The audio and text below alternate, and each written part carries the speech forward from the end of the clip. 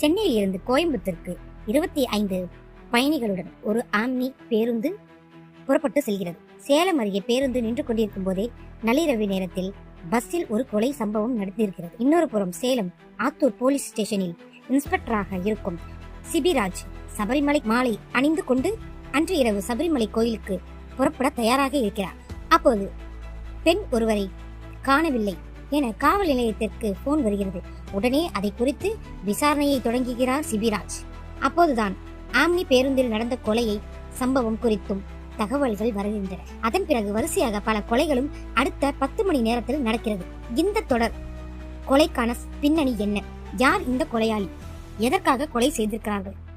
இதை போலீஸ் இன்ஸ்பெக்டராக சிபிராஜ் எப்படி கண்டுபிடிக்கிறார் என்பதை படத்தின் கதை. பொதுவாக சஸ்பென்ஸ் த்ரில்லர் படங்கள் ரசிகர்களிடம் எப்போதும் வரவேற்பே இருக்கும்.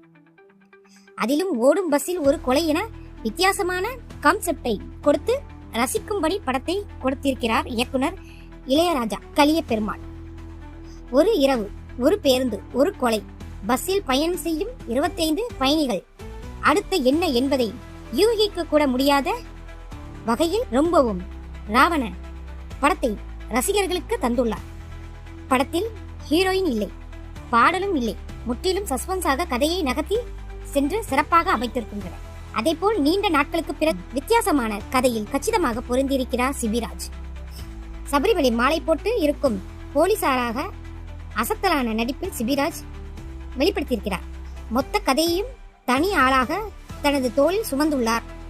நெற்றியில் பட்டை, கழுத்தில் மாலை என மாறுபட்ட போலீஸ் கெட்டப்பில் அவர் துப்பறியும் காட்சி மிகவும் எதிர்பார்ப்பை ஏற்படுத்துகின்றன. இந்த படம் அவருக்கு கம்பேக்காக அமையும்.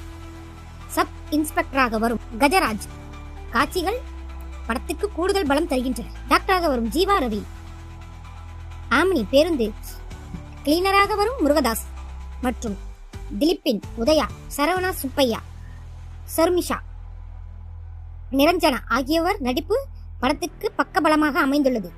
பரபரப்பாக செல்லும் கதையில் அங்கேயே தங்கதுரையின் காமெடியும் கலகலப்பும் ஏற்படுத்துகிறது.